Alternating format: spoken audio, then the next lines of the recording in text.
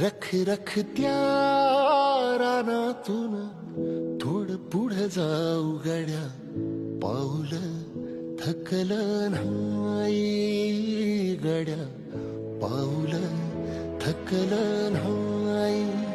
सुकलेल्या भाकरीला पानसंग खाऊ गड्या, पाऊल थकलं नाही गड्या, पाऊल थकलं नाही.